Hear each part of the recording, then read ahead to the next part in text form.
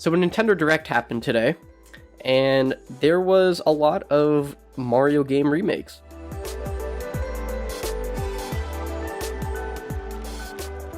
Welcome to the Switch Clicks Podcast, episode 153. My name is Dakota, and today I'm joined by Nathan. So today, there was a Nintendo Direct, obviously. We've been basically waiting for weeks on different leaks and whatnot, or if something was going to happen in September, because for the past, 8 years or so, there's been a Direct in September, so we were patiently waiting. Yeah, and normally we would upload an episode on the Wednesday, but of course it is Friday now, because the Direct happened on a Thursday, which I think this is maybe the first time we ever uploaded on a Friday? Yeah. Normally we just delay it a day, right? Yeah, mostly the Directs have been, always on a Wednesday, sometime earlier this week, but this is the first time I've seen it this late. Frankly, doesn't matter. We got a Nintendo Direct. Yeah. And there is a lot to cover, so we might as well just get started. With the first thing that they showed was the Splatoon 3 DLC Side Order. Oh my gosh. You might want to say your touch first. So, here's the thing. It's like they do the same thing they always do with the trailers. It's all showcasing, no talking. And so we're left speculating on what they're doing. And one of the first things we see is Pearl from Splatoon 2 is now a drone or something, or she's maybe controlling a drone. We don't know. She's going to be like the companion throughout our trip. And this doesn't seem like your typical Splatoon adventure. I think the first thing that comes to mind when I see this is an RPG in that sense, where your every shot has like a damage indicator, a damage number indicator, kind of like any hack and slash or any what do you call those? Oh, Genshin Impact, that sort of thing. All these numbers start appearing with every shot you take. And it looks like there's also a skill tree in this game that you can upgrade. I'm not sure if it's like every level or if it's throughout the entire adventure. And I've heard some people talk about how this might be a little bit of a roguelike type of game. It's all speculation at this point. There's also this custom color palette.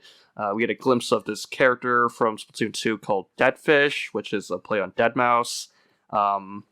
Yeah, there's a lot of stuff covered in this trailer, but it's all showcase, no talk. We know a lot of stuff, but at the same time, we don't know anything. Yeah, and I saw a few people on Twitter kind of dissecting it just a little bit. I'm not too into the Splatoon community, yeah. But I saw kind of the top layer. People were pointing out that, the main hub looks slightly different than when we first saw the teaser trailer, but that's only because they were probably early in development at the time. Yeah. As well as people were kind of making points that the whole aesthetic of like the white and red and kind of eerie plainness of it all was kind of Portal-like. Oh, yep. Which kind of cool, because those enemies all had red eyes, and kind of like the turrets. So people, yeah, I'm sold. Everyone pretty much gravitated to Portal comparisons, because I'm honestly expecting it to be that way because of the main antagonist probably being the same as Octo expansion. Yeah. Wait. Yeah. I've never put two and two together for that. An an evil robot. An AI antagonist. Yeah, whoa. That's kind of sick. That would be very awesome. If you have to corrupt him with you basically corrupting him with music. Yeah. In the first DLC. Yeah, the first time you go across him, you basically weaken him because your music is way too powerful. What if? Wow, that is a weird connection. But you said roguelike earlier. Yeah. And that is my all-time favorite genre, and if they actually make a Splatoon roguelike, I'm totally down. If they do it right. If they do it right. And I have a feeling this is pretty likely just because of the way that the levels were designed, or at least the level select, from what I can tell. It's kind of like more, I guess that's a way they kind of implement difficulty, whereas everything else has been life-based so far, like from the very first game to Splatoon 3 so far.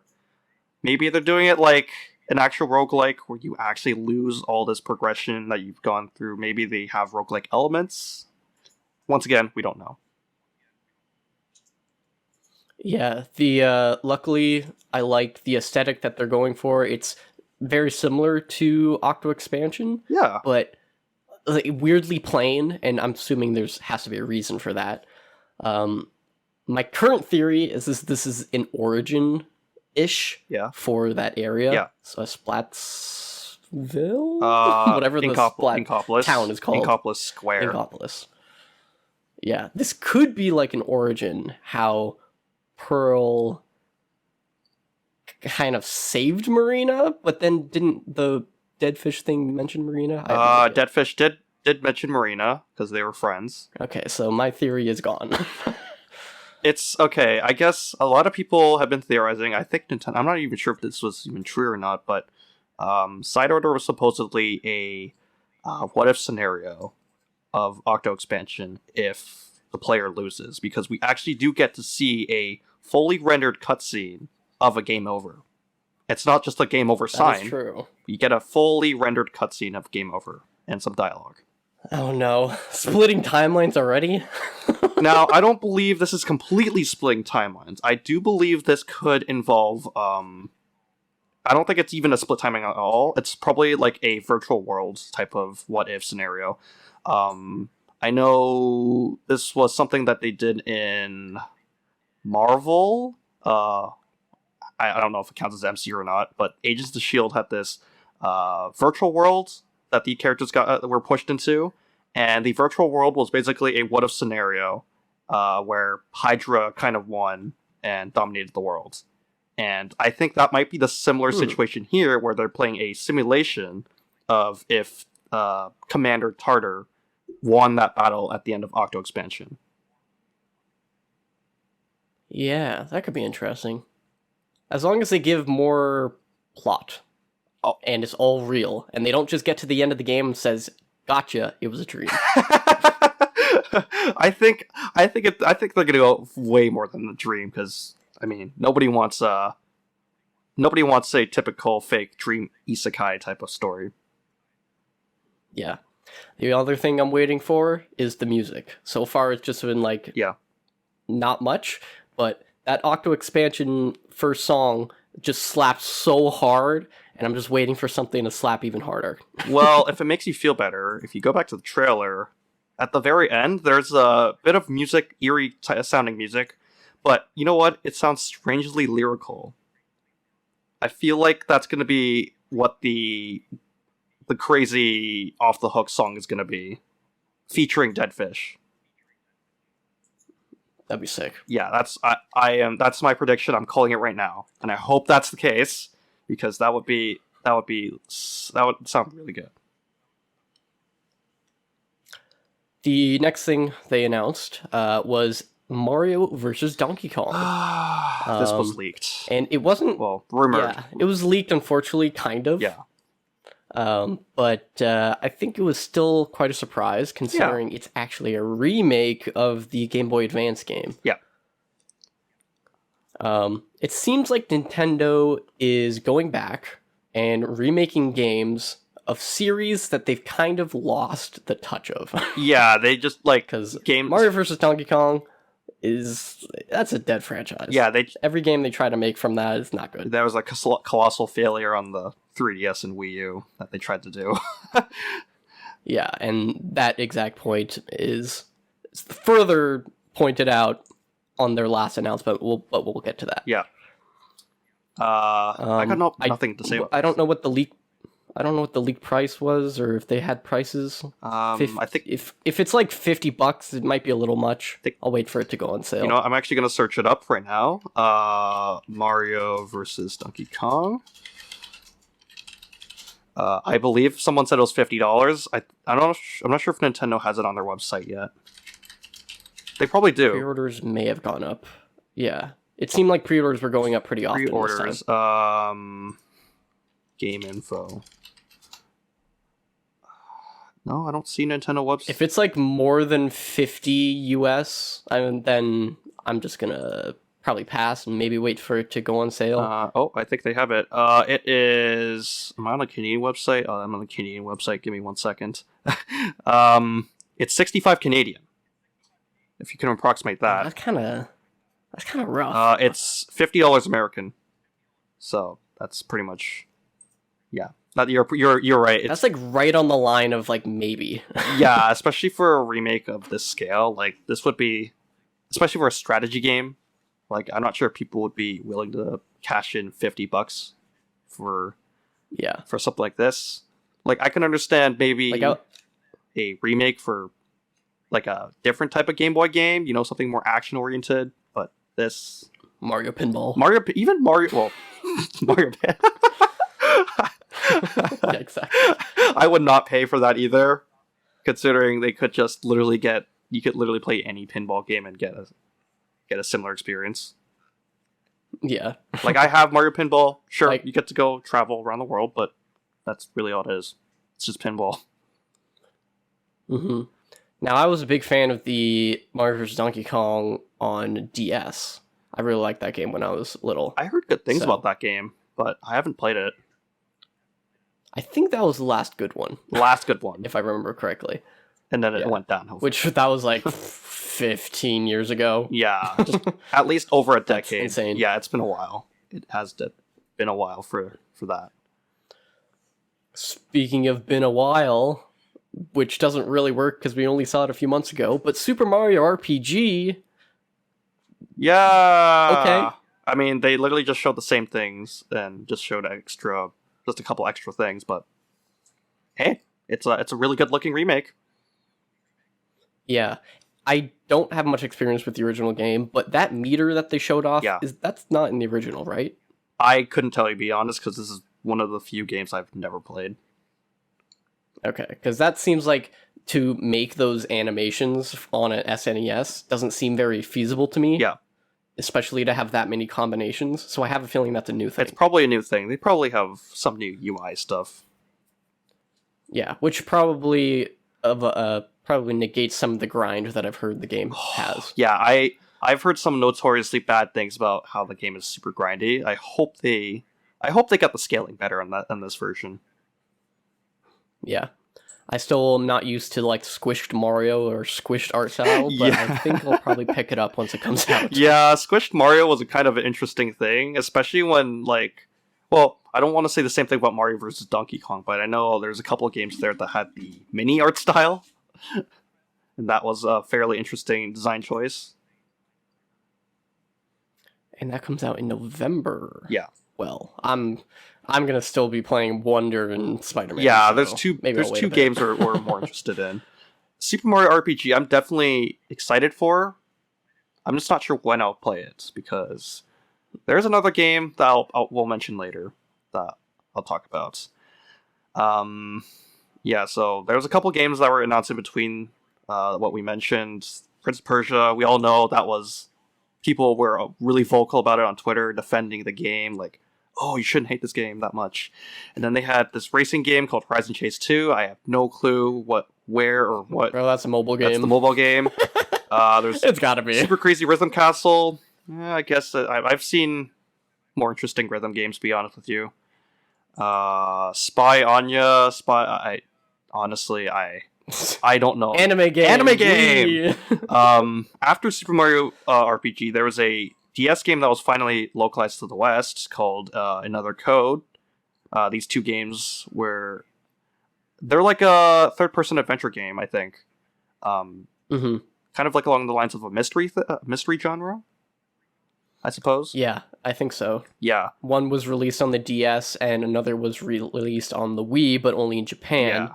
And this seems to be a big deal, but I've never heard of this game. Yeah, I honestly don't have anything to say about it other than being happy that's finally in the West, because we live in the year 2023. We probably shouldn't be getting any region exclusives now. Well, in this day and age, there are still games that are announced in a Japanese Direct and not a Western Direct. Such as this Direct itself, which I never bothered looking at. Most of the time it's like, actually last Direct, there was this baseball game that's super big in Japan. What in the world? But nobody knows what it is. It's like a weird chibi baseball game. I'll see if I can find it after the show. What in the world? Very odd. Yeah, the only mainstream baseball game I know of is MLB The Show. Like that's very Western. Very Western. Even during its exclusivity days. Mm-hmm. So what came after that was Princess Peach Showtime. That was the title for this game. I got no comment. I got nothing to say about that title. I mean, what else were they going to call it? I think I prefer the original name. A new game featuring Princess Peach. A new game featuring Princess Peach. I mean, yeah, I guess they couldn't just call it Super Princess Peach 2 because it's not related to that game. But, They could have just pulled a Untitled Goose Game. Untitled Peach Game. Untitled Princess Peach Game. Yeah, I guess that works. One of the interesting things in this game is that Peach gets all these different types of abilities, costumes, personas, or I don't know what you call it. Power-ups. Personas. She gets to one of the first one that they showed off was Sword Peach. She actually gets into a swashbuckler type of costume and starts wielding a sword. The next one is detective. Not very surprising. Patissiere Peach. She's a baker now. And Kung Fu Peach, which actually surprised me because I never expected to see Peach like that, even after, especially with Super Smash Bros. Existing. Mm-hmm. I don't know what to say about this game. Yeah. It looks a little bit simple. It looks pretty simple. But it has the same kind of energy as a Luigi's Mansion game. Yeah. Where you're set into a building, you go through the different rooms. Stages, quite literally stages. Actually, yeah, wow. And then you get a slightly different power-up every single time. Yep. But sometimes they use it in later levels, but oftentimes they don't. Yep. It also doesn't seem like a game that's meant to be hard, so this could just be a demographic play for Nintendo. It also kind of seems a bit more puzzle-oriented than your typical Mario game. Well, I wouldn't even say that, because it looks so basic. It looks very basic. Yeah. Okay, you get into a room, there are vines on the other side of the room. Yeah. Go get the power-up in the middle of the room. Yeah. Destroy the vines. They had that exact same thing with the Detective Peach. It was, there's a wall of stuff on this corkboard. Mm-hmm. Go get this Detective Peach power-up, then press A on the corkboard. Yeah. I don't know where's the evolution in gameplay after that. That's the thing I'm kind of worried about. How big are we talking about with this game? Is this going to be some 30, is this going to be some 5-hour adventure or maybe a 50-hour adventure? Who knows? Yeah, and considering Patissiere Peach, Baker Peach. I don't know why they put such a hard name for that. They could have just called her Baker Peach. She had that little mini game where she had to put the dollops of whipped cream on the cake. So I'm really worried that all these are just mini games that they couldn't put into a Mario Party. So each level is just a stage that you're on, and then the curtain closes, and you get to move on to the next level. That'd be very... And you would have a collection of 20 levels. Each of them have a different minigame they have to beat. That makes me a little worried, because it's not at the scale of Super Princess Peach. Yeah. I don't think this is going to be anywhere near Super Princess Peach. Yeah, that's my standard. If it's not going to pass it, oh well. I guess at least they tried. It could also be a Barbie moment where the game is not meant for any hardcore players. It's really just for young kids or a different demographic. Honestly, I wouldn't mind. I wouldn't mind if it existed purely for that reason.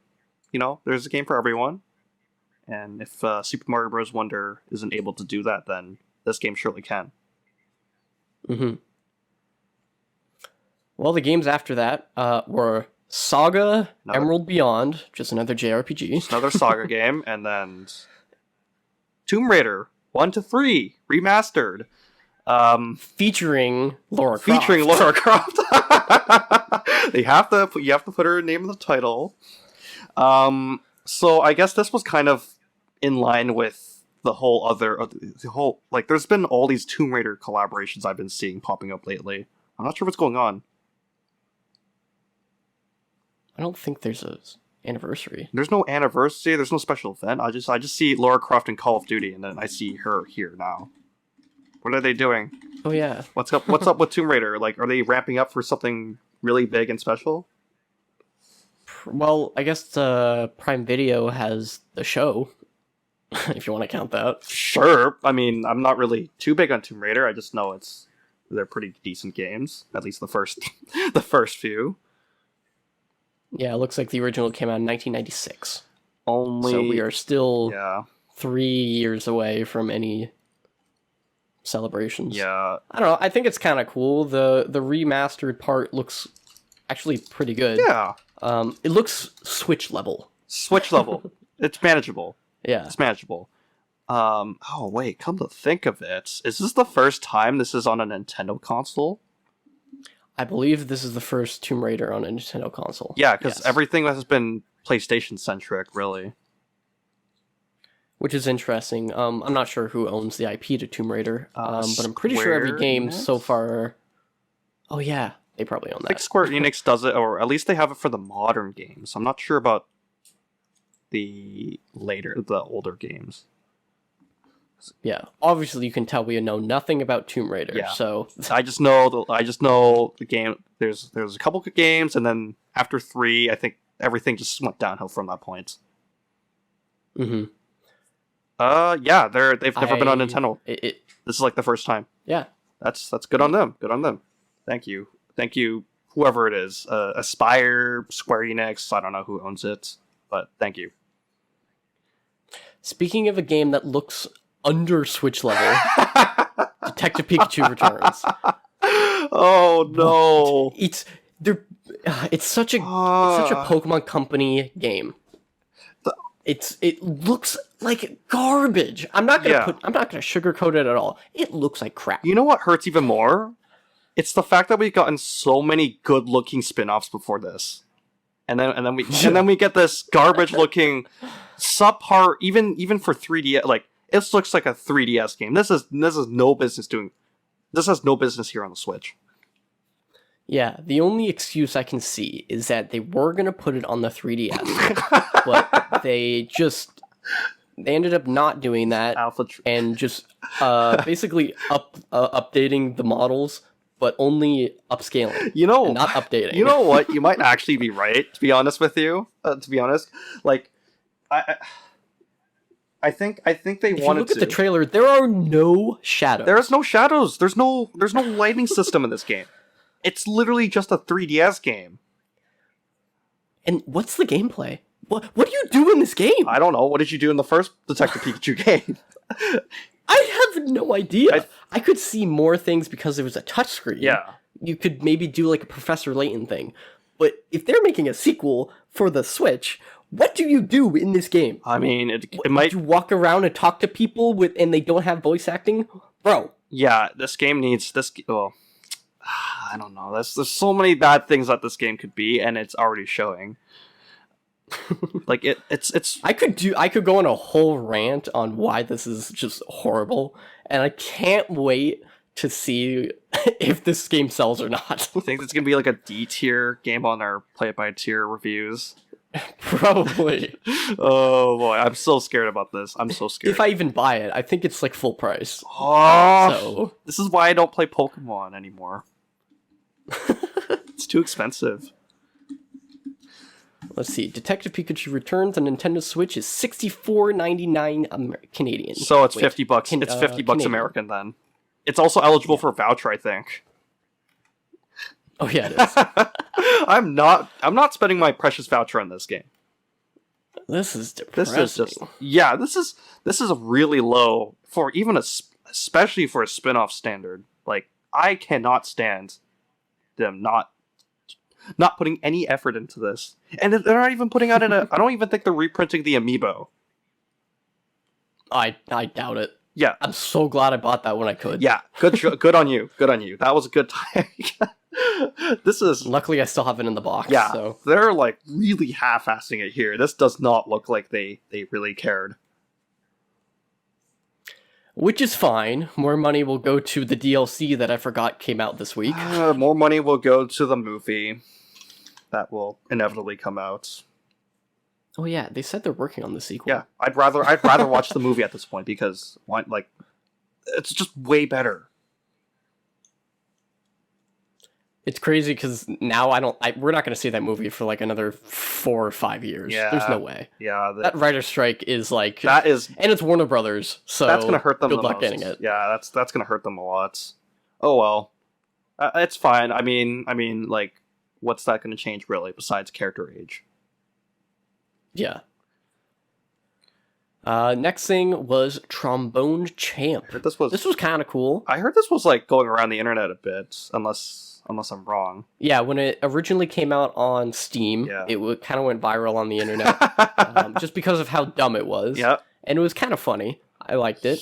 I never played it, but it looked fun. Yep. And then they put it on the Switch, and this is like one game I've ever seen that uses the IR control on the bottom. Yeah, the IR and motion controls with the Joy-Con. This was purely Nintendo. This really fits well with the Switch.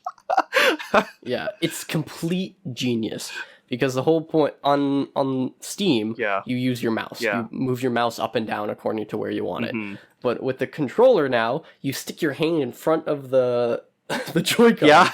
You can stick the Joy-Con probably up to your mouth a bit. Yeah. And you can just move your hand back and forth like you would with a trombone. Gosh, this is 1-2 Switch. Genius. This is 1-2 Switch level of fun here. This is exactly. This really is something that you feel would come from Nintendo, and honestly, I love it. I honestly, even though I'm probably never gonna play it, I'm just gonna love seeing the reactions of people trying to play this on the Switch now with the Joy-Con, trying to move around, trying not to die of laughter while they're playing. Yeah. The one thing I was kind of disappointed by was they didn't confirm any like Nintendo licensed music. Yeah. I was kind of hoping for, I think, like some Super Mario Odyssey music uses some like saxophone. You could just replace it with a trombone. Yeah.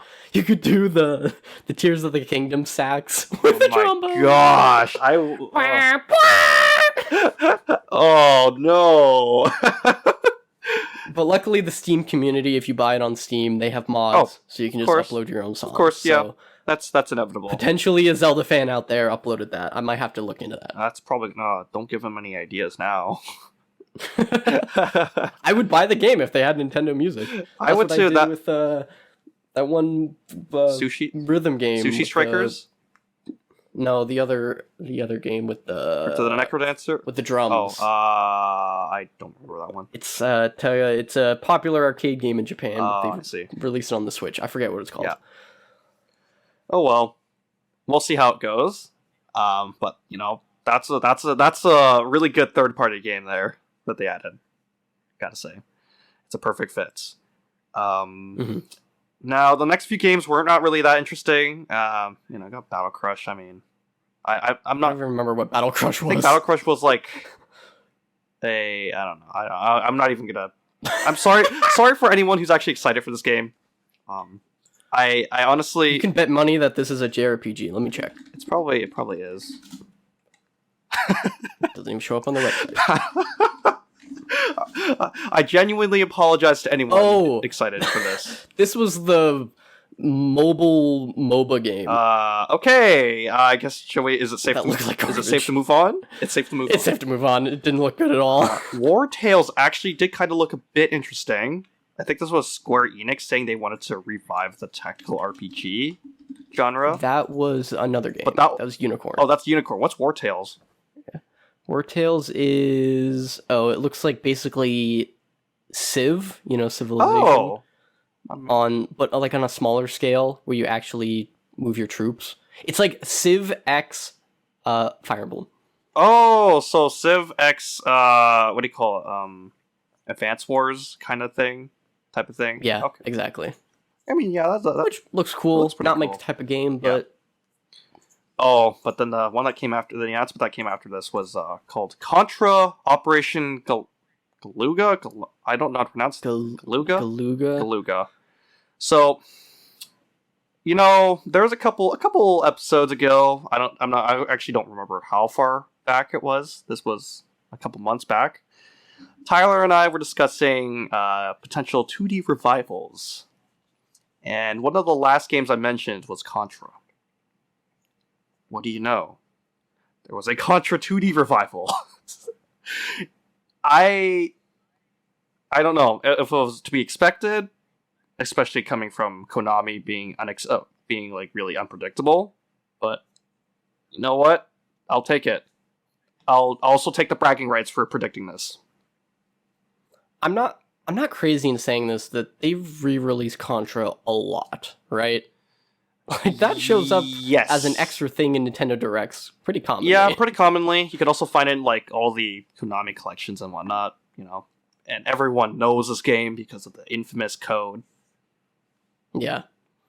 And also, I don't know if this was intentional or not, but because of the title, Contra Operation Galuga, it's Contra OG, and it's a remake of the original. Hey, that's actually I didn't even notice that. Right when they announced it, I'm like, okay, wait a minute, that can't be a coincidence. Yeah, that could not be a coincidence. I think, you know what? Wow, I could not put two and two together. You're a genius. I did not see that coming. Marketing. Contra OG. Although it probably went over everybody's heads. Yeah, Contra OG. That's you know, they're gonna put the Konami code. It's gonna do something insane in there. It's a 2D revival, and I get the bragging rights that I predicted it. Okay, I think we're gonna speed it up a bit. Considering we're half an hour in. Yep. Next game, skip Unicorn Overload. I kind of talked about that. Square Enix wanted to revive the tactical RPG genre, but they didn't. They forgot that Nintendo already did that. Moving on. Same naming convention. I don't know why they keep pulling bad names. Just call it something similar to Fire Emblem, and there you go. Or just why not just let Nintendo do it? Don't even try reviving it because Nintendo's already done it. Speaking of reviving, the dead. Yeah. So Luigi's Mansion 2 HD. They're not calling it Dark Moon HD. Which, finally, thank you. I don't want to call it by subtitles and different region stuff. This game looks like a better version of Dark Moon. Nothing else to say, to be honest with you. It's my favorite game. Yeah, I'm probably not... Oh, really? Well, it's not... It was a good game. It's memorable. Like, it was, it was a combined Luigi's Mansion with a more traditional Mario game, in the sense of exploration. Mm. You know, I welcome it. I'm not really a big fan of the Luigi's Mansion games. Yeah. I didn't really like 3, so... 3 was kind of meh. Just let it go. This is probably better than 3, to be honest with you. It feels a lot longer, and, like, I guess collecting items just feels a lot more fun because it's a level-based game. So you get to go through, like, backtracking doesn't feel tedious. You don't have to go through the whole mansion. You just have to look through specific, like, sections. I think this is, this was an inevitable 3DS ports. This was going to happen. Nothing's really changed so far. It's going to work. Next game on this list is not a game, actually. It is it is an update on Nintendo's next amusement projects. This is a museum that they're building in, I do not remember the city. It's in the Kyoto Prefecture, so it's just around the corner from their actual HQ. Yeah. So the roof of it has a Mario block, 8-bit Mario block, and they're going to call it the Nintendo Museum, and they're planning to finish it by March 2024. Yeah, when I was doing research on my trip to Japan earlier this year, I was surprised to not see any museum relating to Nintendo. Hey. And I was kind of disappointed when I saw, they're actually making one. I'm going to miss it. Well, hey, let's at least this was one of their better kept secrets. Well, it was kind of a secret. They've been building it for, I think 3 years now. Yeah, they've been working on it, and, I mean, at Nintendo Museum, once again, it's kind of that thing where, is it going to be accurate, or is it just going to be another marketing type of thing? Because Well, I think it is going to be accurate, because I remember reading something that there is an organization behind it that is meant to preserve these things. So they should have original stuff on display, as well as the Game Boy from the Nintendo store in New York. The Golf War Game Boy? Was removed a few months ago. The Golf War Game Boy. Yeah. It was removed a few months ago. Yeah. So Maybe that. it may have moved. Because I know it went back to California, but I'm not sure if they're Mhm. transporting all the way to Japan again for that museum. But Yeah. how far? And I think that I don't know how long ago that was, Yeah. but I think considering the location, it's more than likely that they have a lot of old relics of the time Yeah. from I think it was like 86 or something, 1880 something. And if they do the museum correctly, then it'll be a really cool thing. There's two ways they can do it. They can do it in a history museum, Yeah. where you're brought from the beginning to present, Yeah. which is always the best kind. Or they can just do what the Kyoto Manga Museum did and have one room with a bunch of interactive stuff on walls. And that was crap. All that manga museum was just manga on a wall, Yeah. and you can go see old stuff. And that was it. I bet you it's going to be history because of the fact that, well, I've heard rumblings from other content creators and even Kit and Krista, if you remember them from Nintendo Oh, yeah. Minute. They were talking on their podcast about how Nintendo usually isn't that really good at keeping their history. So maybe this is kind of their chance at doing so. Mm-hmm. And oftentimes the museum, depending on the government, Yeah. the museum will get subsidies from the government to preserve these types of stuff. And considering Nintendo, I think, is the biggest...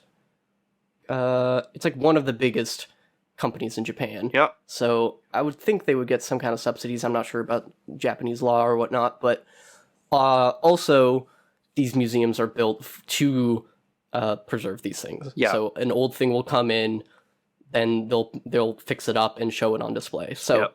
I think it'll be very nice. And I'm expecting in March a bunch of different influencers to go over and make a video about it, so I'm not going to watch any of them to not get spoiled on life. Yeah. You just need to book another trip to Japan. Yeah, exactly. I am stalking those flight costs. There's at least you have a reason to go back because you have not finished everything in Japan. There's so much more for you to do.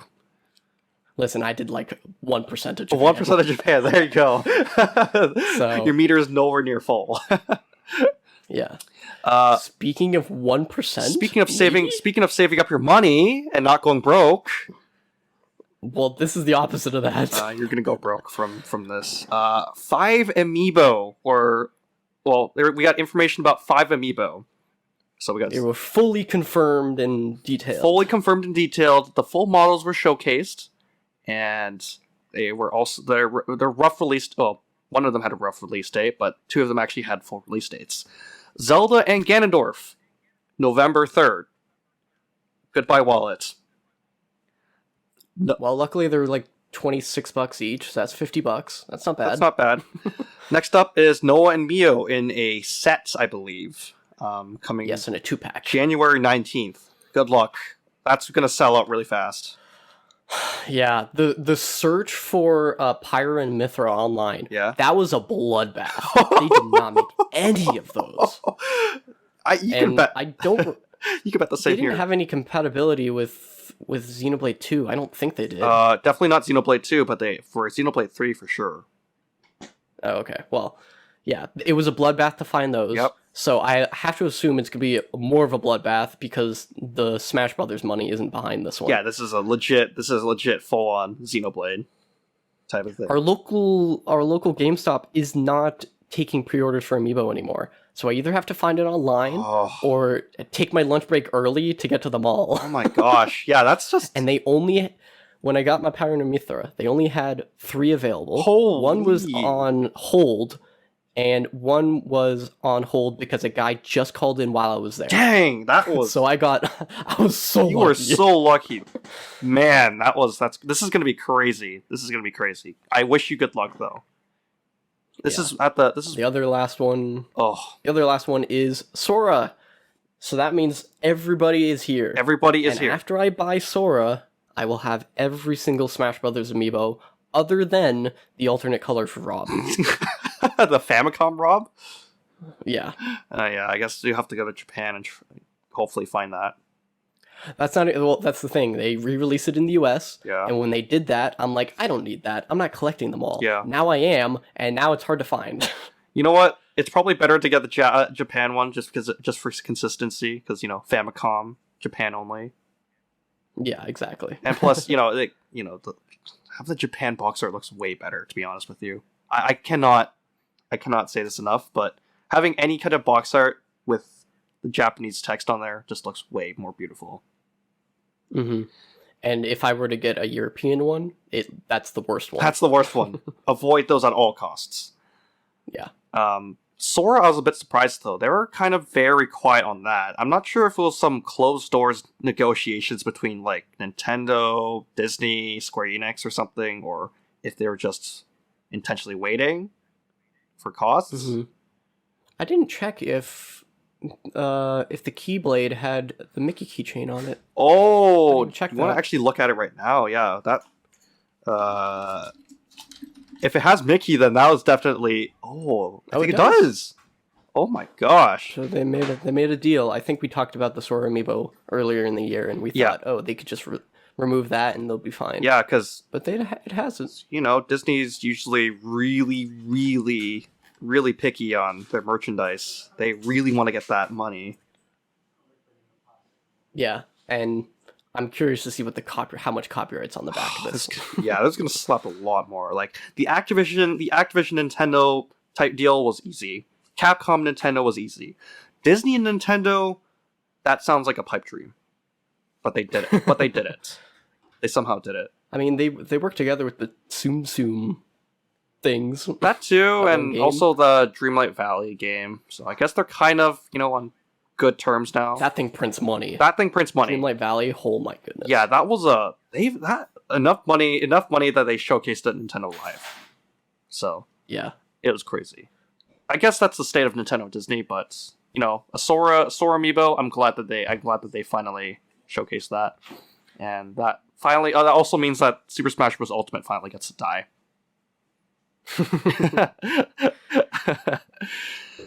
Oh boy. So the next game on this list is F-Zero 99. Another 99 game. I'm not really fond of the series. How long is this one going to survive? Actually, you know what? I might say longer than any of the others. Because of the fact... Besides Tetris 99. Tetris 99 deserves to die. That game does not make me happy at all. F-Zero 99. About on Twitter. Yeah. F-Zero 99 is unlike any other 99 game. You're actually playing simultaneously with every player. All players in the game. All at once. I don't know how they did that, but... Hey, you know what? That's crazy. You got your typical cosmetic unlocks. You got, your music unlocks or whatever else you can unlock from a 99 game. Simple as that. But the fact that it's a racing game, a high-speed racing game, with 99 players all at once, that sounds a little bit revolutionary. Mind you, it's on the Switch, so yeah. There's not much hardware behind that, but it's all 2D sprites. It's all 2D sprites, but... It looks kind of just like... But there's hit detection. There's multiple hit detections. That is a lot of... You're going to be bouncing off walls. Bouncing off each other, bouncing off walls. That's a lot of hit detection. This game's experience will all depend on how laggy Nintendo Switch Online is. Yeah, because, as we all know, it's all peer-to-peer. There's no servers running. Mm-hmm. And I think Pac-Man 99 is dead at the end of October-ish. Yeah, because no one's playing it. Literally, hop on a game right now, and it probably takes you, 10 minutes to load up into the lobby. Oof. Yeah, it's not fun. I mean, the game itself is really good. Don't get me wrong. I'll certainly play F-Zero 99, but like the others, I probably won't stay with it very long. Yeah. I mean, it is a battle royale. And it is also a very repetitive racing game. So, I don't want to hate F-Zero, but, they could have... everyone's been asking for, an F-Zero GX remaster instead of this. I welcome it, but it's a 99 game. Come on. All right, the next ones are, we're just going to speed through these. Yeah. Bandle Tale, Song of Nunu, those are both League of Legends games. I do not care. I don't care. We got WarioWare Move It, which, cool. It's just... it sounds like the new Wario voice is a little odd to get used to, but sure. Yeah, it's just it's just a newer version of Smooth Moves at this point. I don't even want to try to pronounce this, but something Chronicles 100 Heroes. Yujin Chronicles 100 Heroes. It kind of just looked like Fire Emblem Engage, which had like 100 heroes to have. That game was crap anyway. Yep. Eastward Octopia. I think that's like a DLC expansion of a HD 2D game. Yeah. I heard that Eastward was good. It had a physical release. Yeah. I was going to try it, but it hasn't gone on sale very deep. Yeah. We got Wargroove 2, which is kind of hype, because I, for some reason I remember the original Wargroove having some drama behind it, but I don't remember what it was. Really? Okay. Maybe I'm crazy, but that game came out like second year we were in high school, so that was... Okay, that takes me... This is like 6 years in the making. Yeah, yep. Dave the Diver was the most random thing I've ever seen. Yeah, it's actually a pretty big game on Steam. It's very popular. Really? It almost looks like it has the same gameplay loop as Moonlighter, where it's like a dungeon crawler. You go get your items, and then in the daytime you're selling those items to customers. And this is the exact same thing. You're going to dive, get the items, and then you have a sushi bar. It looks like that doesn't sound too bad. Yeah, and the reviews are very, very good on this game. So I might consider picking it up. Probably not on the Switch. Probably the Steam version's better. Well, maybe. I mean, this game sounds like it could work better on the Steam than on Steam. Yeah, depending on how the controls work. Yeah. If it's like directional aiming controls, then I'll probably get it on PC. Yeah, pretty much. Okay, and then they also had an Among Us map. I do not care. Fungal map, yeah! Among Us. Pretty sus. Alright, moving on. It takes them a year to make a map, but the community makes a map in like 10 seconds. Yeah, I mean, moving on. Yeah. Mario Kart 8 Deluxe Booster Course Pass Wave 6. I have to say the whole thing because it's a really long title. For the Mario Kart 8 Deluxe game. For the Mario Kart 8 Deluxe game for Nintendo Switch. For the Nintendo Switch system. There you go. Said it just like Nintendo of America. So we got a glimpse of Daisy Circuit in HD. Cool. That's one of my favorite maps from the Wii. It was genuinely really fun. And we got 4 new characters. And I know a certain Kaiser would be very happy with the first one that was announced here. Should I even say the name? You'll probably summon him. Oh dear. I'm really afraid to say it. Okay, I'll say it. Say it anyway. Diddy Kong. Diddy Kong is... What about Funky Kong? Funky Kong is better, but everyone knows Funky Kong for for being notoriously broken. And he's back, yep. And then we got Pauline from Tour, because, I mean, why not? Pauline is... Yeah, that's so random. Pauline's becoming a main stage, so, I mean, I'm not against it. And then we got Peachette. What a disgrace. No comments. There's like 100 different characters you could have chosen at Tour, and you chose a skin. Yeah, you chose a skin. They chose a skin. They should have put the Pixel Donkey Kong Jr.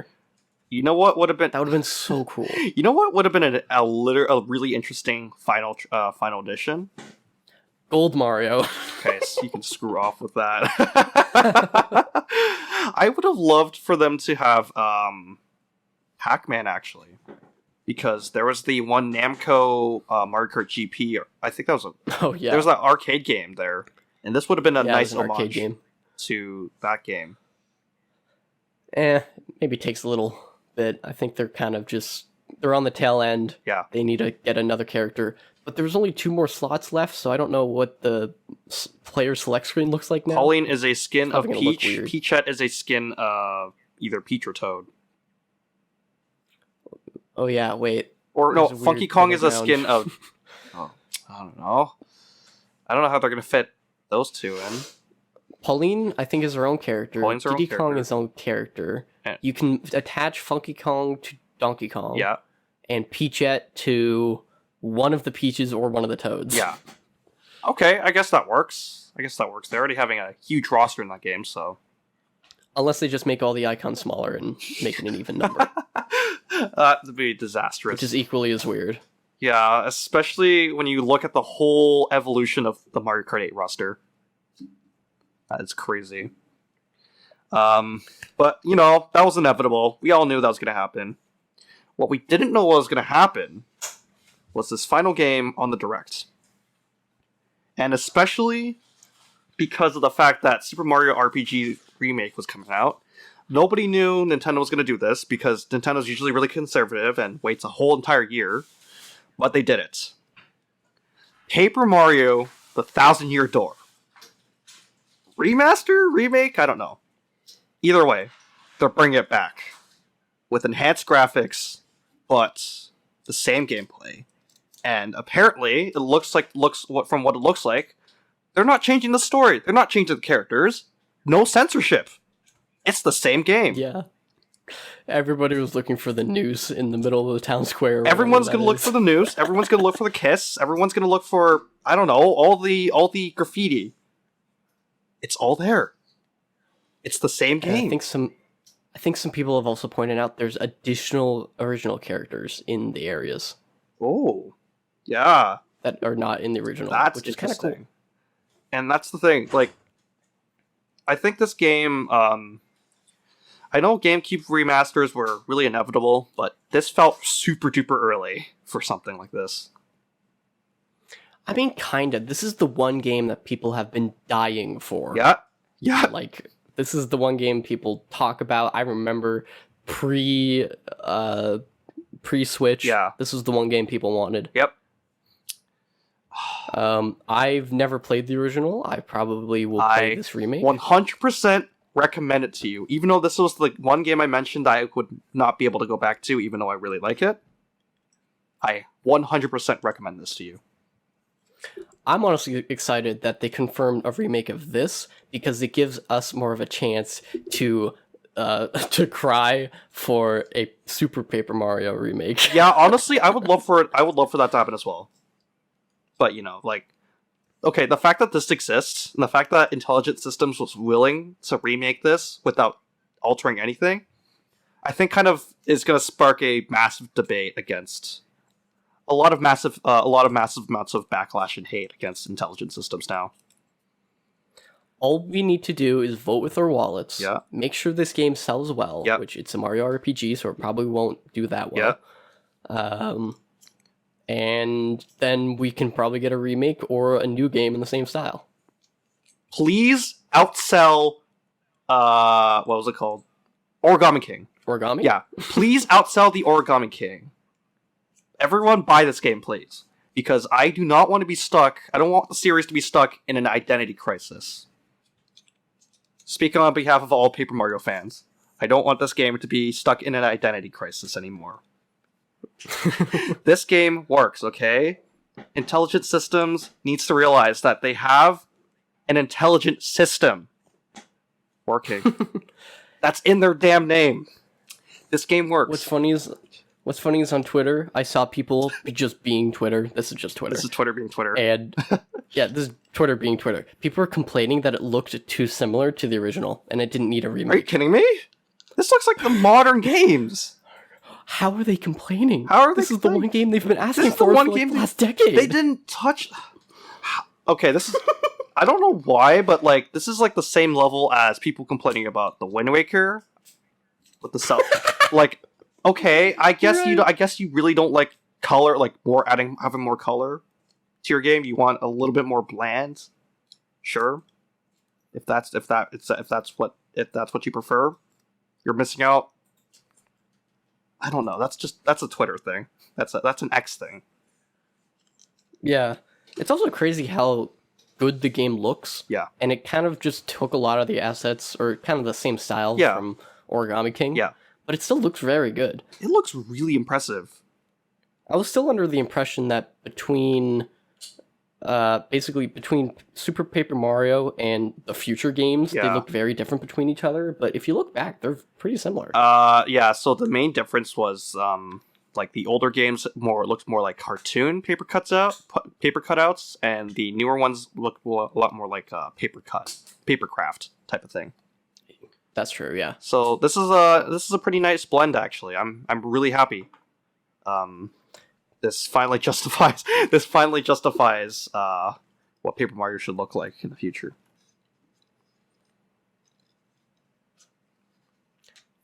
Overall, it's a B-tier direct, I think. B-tier direct, yeah. I think it had too much Mario. Too much Mario, and it was more so informational rather than announcements in that sense. I also have a theory. Yeah? So we're getting this many Mario games. Yeah? And I think there's a reason. When Nintendo was planning an anniversary for Mario, Yep. they were planning the year the anniversary happened, they were going to release a bunch of Mario games. Yep. But the pandemic happened and delayed a bunch of games roughly 2 years. Oh, it also screwed their attendance at the Olympics. Yeah. And it delayed the opening of Super Nintendo World. Frankly, it delayed a lot of things. It delayed so much that it hurt them. Yeah. So my theory is that it delayed so much, so that's why we're getting a bunch of Nintendo games, or a bunch of Mario games now. Yeah. Yeah, these probably would have been announced way earlier, like 2 years. But you know what? Better late than never. I'm glad that they're doing this. Yeah. And that's it. Yeah, and I guess one last thing I want to say is the fact that we're getting so many GameCube remasters now kind of makes me think that they're trying to they're at that point where they're trying to prolong the Switch's lifespan. Well, I think it's also that they probably have demographics, and the people that grew up with a GameCube are now old enough to buy a console and have money. That too. Which are basically 90s kids, right? Or 90s, early 2000s. Yeah. So they're playing on nostalgia, and it's working. Hey, it's pretty much our age, actually. Yeah. And I'm kind of hyped, because if we can get a Super Paper Mario remake in like 6 years, they already have my money. yeah, they already have your money. This shines a new light on Nintendo, because I know there's been a couple years where it's kind of been a bit of a drought, but things are starting to look on the better side now. Thank you for joining us and discussing today's Nintendo Direct. Before we end this episode, we do have some bittersweet news that we'd like to share. The Switch Clicks podcast has journeyed with you for just over 3 incredible years, and it has been an honor to have you with us throughout this time. However, we've reached a crossroads. After much reflection and consideration, we've made the decision to sunset the Switch Clicks podcast. While this marks an end to a cherished chapter, it also signifies the beginning of something new and exciting. The final episode will air on September 27th, and it will be a tribute to the amazing moments, guests, and conversations that have enriched our time on the podcast. We'd love it if you could follow us on X and Threads, listen to future episodes on Spotify, listen to the remaining episodes on Spotify, Apple Podcasts, and our other podcasting platforms. Join our community Discord server to continue today's discussion, and we'll see you next time on the Switch Clicks podcast.